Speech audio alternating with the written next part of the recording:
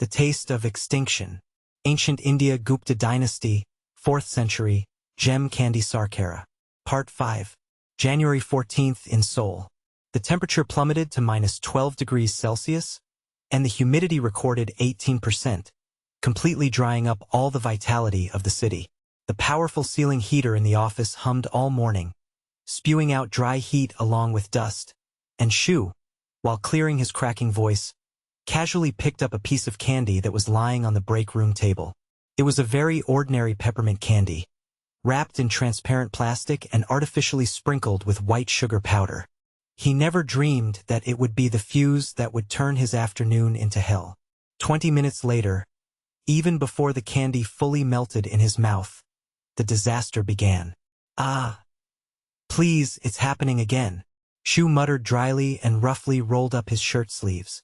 Red spots like millet seeds began to break out around the back of his hands and wrists, and soon, an extreme itchiness rushed in, as if someone were pushing several hot needles into his skin at the same time and scratching. Sugar allergy.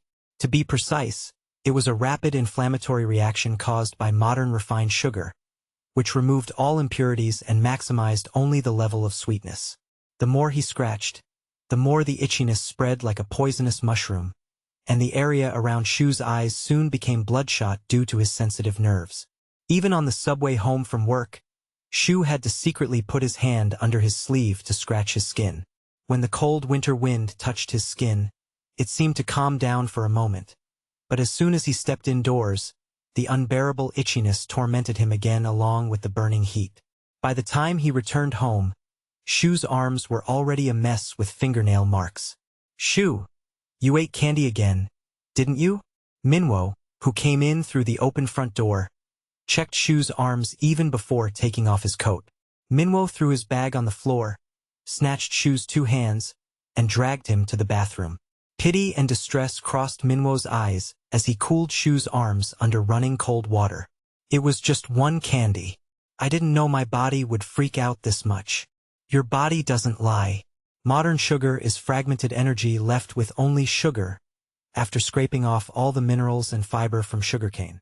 It's practically poison when it enters your body. It's natural for your pancreas to scream and your blood vessels to get inflamed." Minwo, looking at Shu twisting his body in agony, made up his mind, took out his smartphone, and turned on the Kronos Highway app. "Let's go. To the time when sugar first revealed itself to humanity. I'll find you the sweetness of the days when it was a precious medicine that healed the body, not a white poison that makes people itchy like it does now."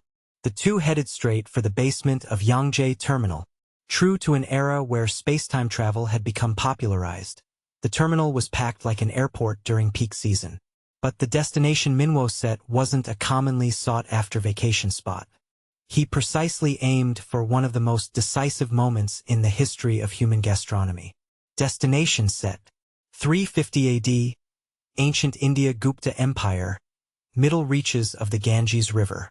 As they boarded the capsule, blue particles condensed, and AI Lewis appeared.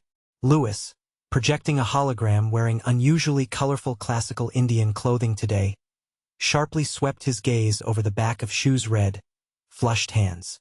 "Welcome, victim of refined sugar. Modern sugar is in a state of severe nutritional deficiency. Natural sugarcane contains the chromium and magnesium necessary to metabolize sugar itself, but humans called them dirty impurities and scraped them all off. In the end, it became a predatory sweetener that steals nutrients from the body. But the place we are going today is different." Lewis projected a massive green plane as a hologram. "It is the time when humanity first boiled sugarcane juice to make gem-like crystals called Sarkara. This becomes the etymology of the word that will later be called sugar all over the world. At that time, Sarkara was not food but a noble remedy, prescribed by Ayurvedic doctors." Commencing time slip.